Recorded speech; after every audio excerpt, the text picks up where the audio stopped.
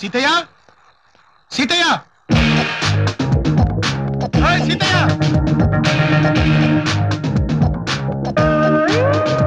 సీతయ్య సీతయ్య ఏంటి సీత అని పిలవచ్చుగా. నీ ఫిగర్ గా పిలుపు రోతగా ఉంటది గానీ అందరూ గ్యాస్ బండ పేలి చేస్తే నేను గ్యాస్ బండ కింద పడి చచ్చాను అనుకోరు. హాయ్ వస్తున్నానండి. ఏంటండి ఏ జిమ్ లో ఎక్సర్సైజ్ చేసేవాడివి నువ్వు? జిమ్మా? ఏ నీది జిమ్ బాడీ కాదా? ఇది జిమ్ బాడీ కాదండి, మా అయ్యిచ్చిన బాడీ. అమ్మో అయ్యిచ్చిన బాడీ ఇంత స్ట్రాంగ్ గా ఉందా? మైథిలి మామ్ చూసావా రాముడిది ఎంత స్ట్రాంగ్ గా ఉందో? చేసిన ఎక్సర్సైజ్ చాలు, ముందు లోపలికెళ్ళు. ఓకే. ఏంటమ్మగారు చొక్కా లేకుండా ఎక్స్పోజింగ్ ఏంట్రా? ఏం చేయమంటారండి? ఉన్న ఒక చొక్కా కాస్త చిరిగిపోయింది. నన్ను డబ్బులు అడగచ్చుగా. ఏ మొహం పెట్టుకుని అడగమంటారండి? ఇప్పటికే మీరు నాకు ఏడాదికి 400 జీతం ఇస్తున్నారు. పర్వాలేదు, వెళ్ళి మన బట్టల షాప్ లో 4 జతలు తెచ్చు. అమ్మా ఇట్టాయిలు మన బట్టల షాప్ లో బట్టలు తెచ్చుకోమంటారు, అట్టా నా జీతం మొత్తం కోసేస్తారు. నేను వెళ్ళను. లేదురా వెళ్ళు, ఫ్రీగానే ఇస్తారు. అయ్యారు ఏమైంది? ఎన్నాళ్ళైందిరా మీ అమ్మగారి నోట్లో ఫ్రీ అనే పదం ఇది. మీరు మోస్తారా? అంటే అన్నం తినేప్పుడు తప్ప ఇంకెప్పుడు ఈ నోరు తెరవకూడదా? ఆవలించేటప్పుడు తెరవచ్చు. ఆహా ఎన్ని సదవకాశాలు ఇస్తున్నావు చాము. ఒరే వెళ్ళరా, మీ అమ్మగారు మనసు మార్చుకునే ముందే వెళ్ళి ఫ్రీగా వెళ్తానండి. ఇప్పుడు అయింది, అందిన తర్వాత ఒక్క నిమిషం కూడా ఆలస్యం చేయాలని మీకు తెలుసు కదా. నమస్తే. ఒక్క నిమిషం. నమస్కారం కూర్చో. అంటే వాడు పదవిలో ఉంటే నాకు పదవి అక్కర్లేదయ్యా. అరే గవర్నమెంట్ ఉండాలో ఊడాలో వాడినే కనుక్కోండి. మళ్ళా మీరు ఫోన్ చేస్తే నాకు కనెక్ట్ చేయొద్దు.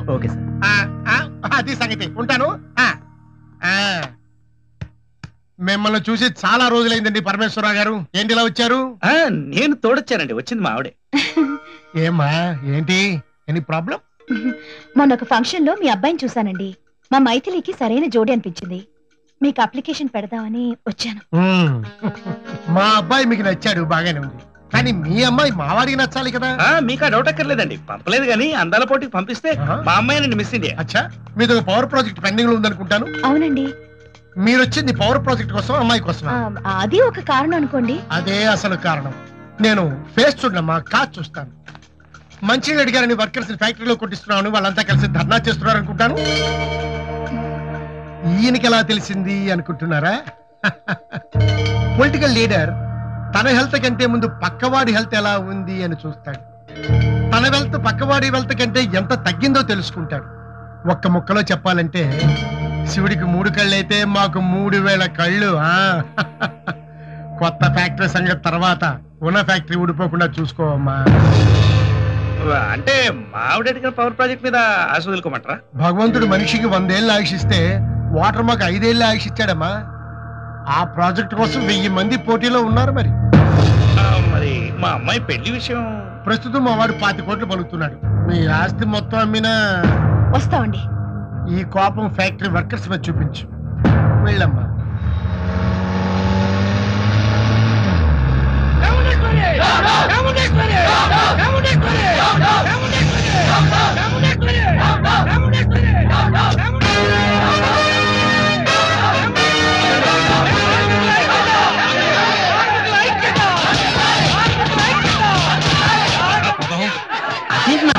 అవతల గొడవ జరుగుతుంటే నిప్పు పెట్టేవాడు ఎప్పుడు అగ్గిపుల్ల విసిరేసి అవతలకి పారిపోవాలరా? పదరా పారిపోవాలి.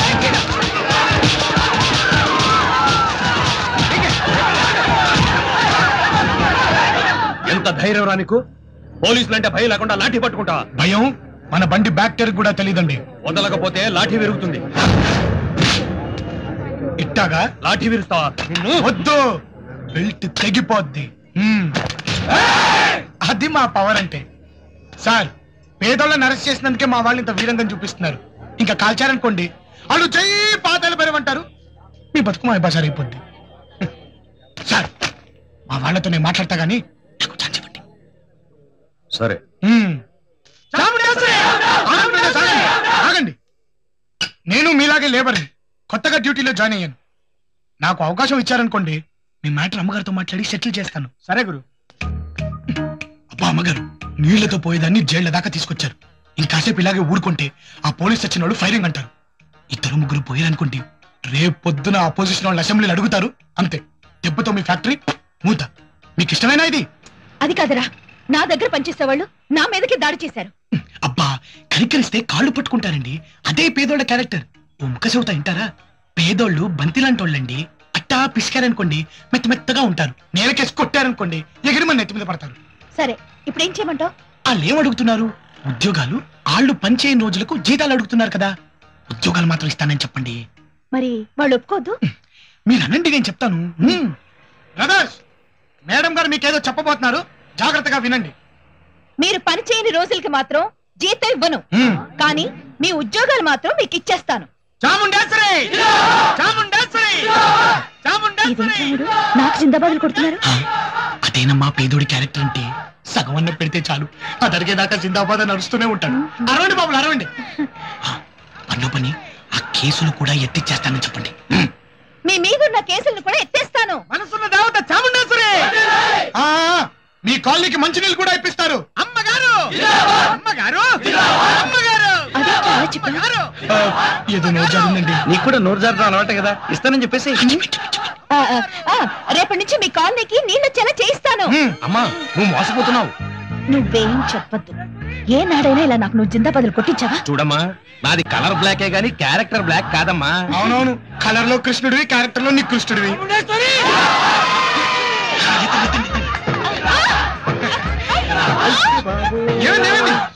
డిస్కు జారింది. అని వాళ్ళని లెగ్గెత్తి తన్నద్దంటే వినరు. ఎలా గిలగిల్లాడిపోతున్నారో చూడండి. నిన్ను వదిలినే ఇంకా పోనులే. చూడండి రావు గారు, ఆవిడ మినిమం 6 months అయినా బెడ్ రెస్ట్ తీసుకోవాలి. 2 months చాలు. ఆవిడ క్రానిక్ బ్యాక్ పెయిన్ సఫరర్, వెంటనే హాస్పిటల్ అడ్మిట్ చేయాలి. అంటే ఇట్లా హాస్పిటల్ చేసి డబ్బంతా తొబ్బేతావనా? మహేష్ రాము ఆ కొనే కాదండి, ఏడాదికి 400 జీతం ఇస్తున్నారు. మా మేడం గారు చెప్పిన 3 నిమిషాల్లో తీసేస్తాం. ఏంటి తీసేది? ప్రాణాలా?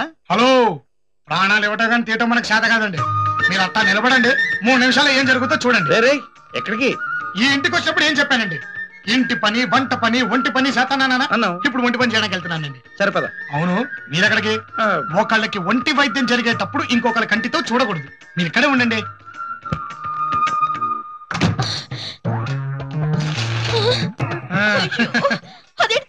ఒంటి వైద్యం చేయాలి కదండి. ఏదో ఒకటి చూస్తారుగా.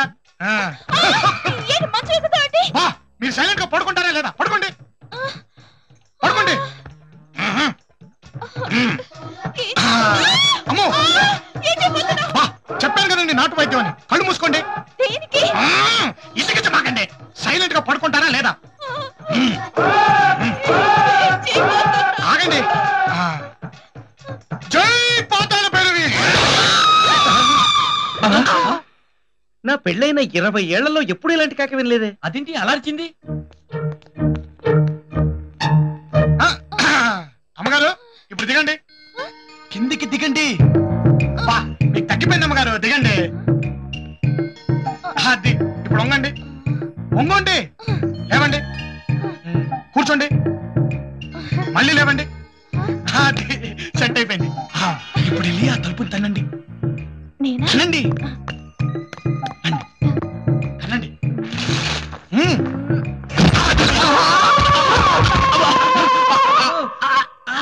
కొద్దిసేపు ఉండొచ్చుగా.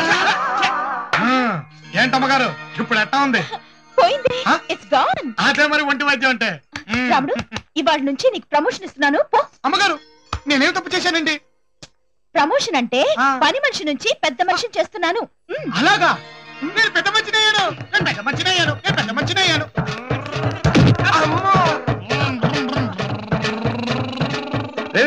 ఏమైందిరా? నేను పెద్ద మనిషిని అయ్యానండి. కంగ్రాచులేషన్. నువ్వు పెద్ద మనిషి అవడం ఏంట్రా నీ బంధు? ఏమిటో రాము పెద్ద మనిషి అయిపోయాడు. నేను ఎప్పుడవుతానో ఏమిటో. నెక్స్ట్ జన్మకి ట్రై చేసుకో. అందుకే నాకు కోపం వచ్చేది. ముందు తొందరగా టిఫిన్ రెడీ చేయి, లేకపోతే అవతల అమ్మగారి కోపం వస్తుంది. రాము, ఏంటమ్మగారు? 5 సంవత్సరాలుగా ఏడిపిస్తున్న నొప్పిని తీసేసావురా. ఇదిగో ఈ 500 తీసుకో.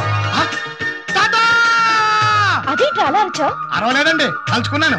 అమ్మగారు, మీరు అన్నారనుకోండి, ఇట్టా మా ఊరెళ్ళి అట్టా మా తాత చేతిలో 500 పెట్టేసి ఎట్టా వెళ్ళని మళ్ళీ అట్టా వచ్చేస్తానండి. సర్లే వెళ్ళు. జై పాతాళ భైరవి. ఈ 500 తాతకిస్తే రాము, ఓ మా అమ్మ ఒట్టి కంజూస్. ఆ నడుము నొప్పికి లక్షలు ఖర్చు పెట్టింది వాటి వరకు, కానీ నీకు మాత్రం 500 ఇచ్చింది. ఈ 5,000 మీ తాతకి నా గిఫ్ట్ గా ఇవ్వు. అయ్య బాబోయ్, మీ బాడీలోనే కాదండి, మీ హార్ట్ లో కూడా అందం ఉంది. దాన్ని ఏమంటారబ్బా? థ్యాంక్స్, ఉంటానండి. హలో హలో మావయ్య, నేను రాము, ఎలా ఉన్నావురా? నేను బానే ఉన్నాను కానీ తాతయ్యకి ఒకసారి ఫోన్ ఇవ్వు. ఇప్పుడే బయటకు వెళ్ళాడు. అబ్బా, బయటికి వెళ్ళిపోయాడా? ఏంట్రా అంత అర్జెంటా? ఏం లేదు, నేను ఈరోజు ఇంటర్సిటీకి బయలుదేరి వస్తున్నాను. మర్చిపోకుండా తాతయ్యకి చెప్పు. ఇంటర్సిటీగా స్టేషన్ కి జీప్ పంపుతానులే. సర్లే, ఉంటాను. తెలిసిందిలే. ఏంటమ్మా బా వస్తున్నాడు? లేదు, మా పై ఆఫీసర్ వస్తున్నాడు ఇన్స్పెక్షన్. రాము అన్నావు, నేను విన్నాను. విన్నావు కదా, మరి అడగటం దానికి నిజంగానే వస్తున్నాడు.